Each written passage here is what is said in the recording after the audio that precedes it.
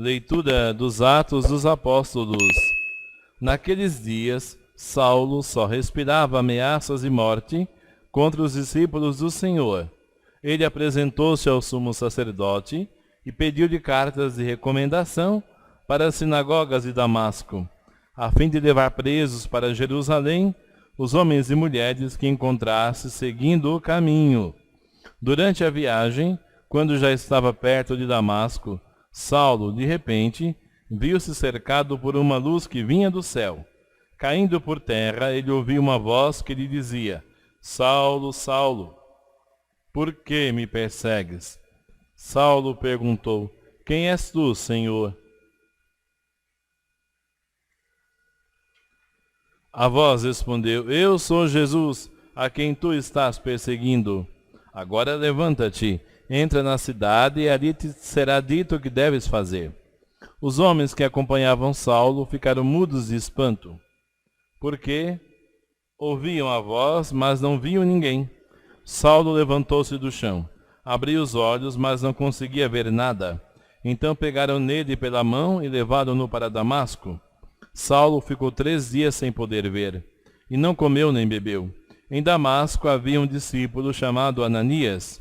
O Senhor o chamou numa visão: Ananias. E Ananias respondeu: Aqui estou, Senhor. O Senhor lhe disse: Levanta-te, vai à rua que se chama Direita, e procura na casa de Judas por um homem de Tarso chamado Saulo. Ele está rezando. E numa visão, Saulo contemplou um homem chamado Ananias, entrando e impondo-lhes as mãos para que recuperasse a vista. Ananias respondeu: Senhor, já ouvi muitos falarem desse homem e do mal que fez aos seus fiéis que estão em Jerusalém.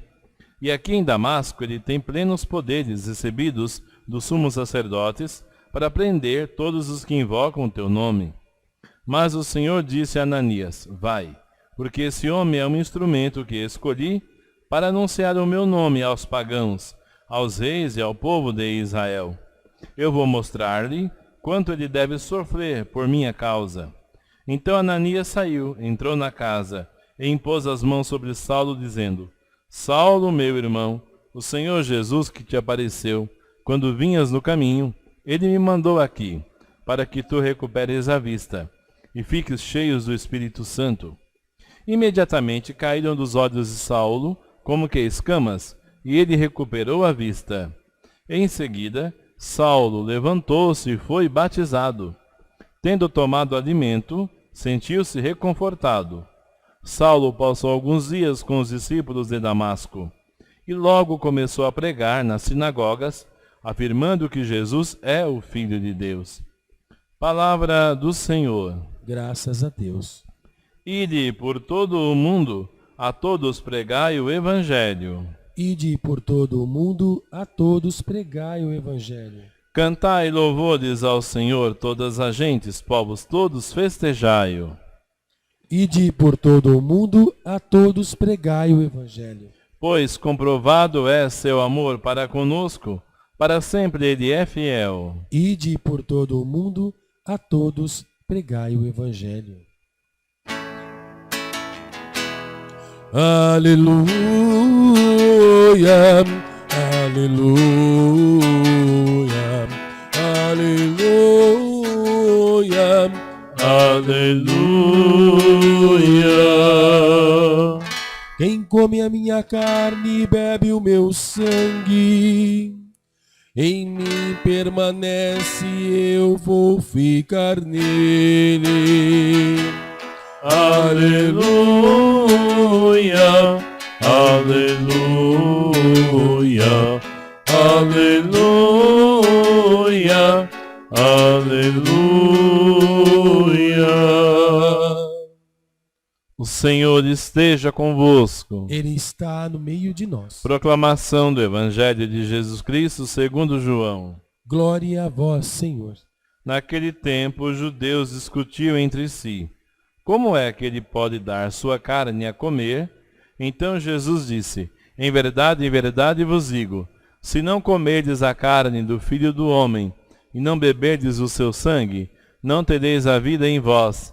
Quem come a minha carne e bebe o meu sangue tem a vida eterna, e eu ressuscitarei no último dia, porque a minha carne é verdadeira comida, e o meu sangue verdadeira bebida.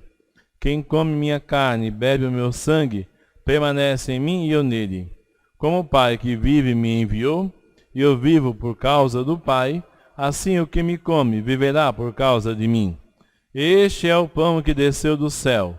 Não é como aquele que os vossos pais comeram, eles morreram. Aquele que come este pão viverá para sempre. Assim falou Jesus, ensinando na sinagoga em Cafarnaum.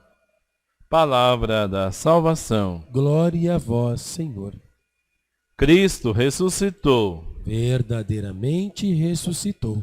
Irmãos e irmãs, estamos lendo capítulo 6 do Evangelho de São João, em que Jesus se apresenta como pão vivo descido do céu. Os ouvintes não entendem o que ele está dizendo, entendem de modo muito material. Como é que ele pode dar sua carne a comer?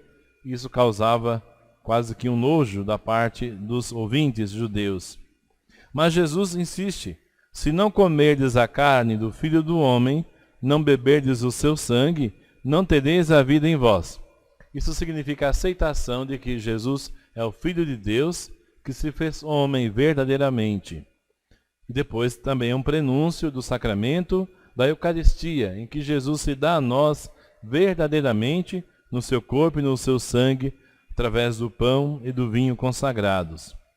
Jesus ainda insiste: quem come a minha carne e bebe o meu sangue tem a vida eterna, e eu ressuscitarei no último dia. Por isso a Eucaristia é chamado o pão da vida eterna, o pão dos peregrinos, que antecipa para nós o pão do paraíso. A minha carne, de Jesus, é verdadeira comida, e o meu sangue verdadeira bebida. Quem come minha carne e bebe meu sangue, permanece em mim e eu nele. Daí a importância, irmãos e irmãs, que damos à Santa Eucaristia, celebrada em comunidade, porque foi assim da vontade do Senhor Jesus. O sacramento da Eucaristia, ou seja, comer da carne do Senhor, beber do seu sangue, significa ter parte com Jesus. Jesus continua explicando: como o Pai que vive me enviou, eu vivo por causa do Pai, assim o que me come viverá por causa de mim. Ou seja, recebendo a Cristo, nós temos a vida divina em nós. Este é o pão que desceu do céu, diz Jesus, referindo-se a si mesmo. Não é como aquele que vossos pais comeram, eles morreram. Referia-se aqui ao maná, prenúncio do pão da Eucaristia. Aquele que come este pão viverá para sempre. Isto é, com Jesus, a revelação chega à sua plenitude. Aquele que come este pão viverá para sempre. Assim falou Jesus. Que nós possamos também, queridos irmãos e irmãs, nutridos pela Eucaristia, deixar-nos configurar a Jesus. Isto é, deixar-nos semelhantes, que o Espírito Santo nos faça semelhantes a Jesus. Quando, na linguagem da informática, algo está desconfigurado, é preciso reconfigurar, configurar. Assim também nós, desconfigurados pelo pecado, desfigurados pelo pecado, somos reconfigurados em Cristo. Mas aqui não se trata de algo externo, é de algo interno, que renova o nosso ser por dentro. Tornar-se semelhante a Jesus é, pois, tornar-se filho de Deus como Jesus. Hoje escutamos também como aconteceu a conversão do apóstolo Paulo. Ele era um judeu, um fariseu, extremamente zeloso. E diz a leitura de hoje dos Atos dos Apóstolos que ele tinha obtido cartas de recomendação para perseguir os cristãos, não só na terra de Israel, mas também na Síria e nos demais lugares.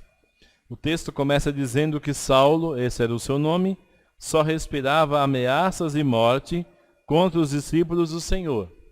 Ele se achava crente, fiel, mas odiava os cristãos, porque ele pensava que os cristãos eram hereges, traidores da fé de Israel. Quando, porém, ele vai a Damasco, na Síria, no caminho acontece então a sua iluminação. Ele cai por terra, percebe a sua cegueira, quando Jesus pergunta: por que me persegues, Saulo? Quem és tu? E Jesus diz claramente: eu sou Jesus, a quem tu estás perseguindo. Daí em diante começa a iluminação de Paulo, até que ele é batizado e começa a enxergar e a tornar-se um evangelizador. Aquele que antes perseguia a igreja de Deus, aquele que perseguia os que seguiam o caminho. Esse era o nome dos primeiros cristãos. O caminho era o nome da comunidade primitiva, o caminho de Cristo, o caminho da salvação. Louvado seja o nosso Senhor Jesus Cristo. Para sempre seja louvado.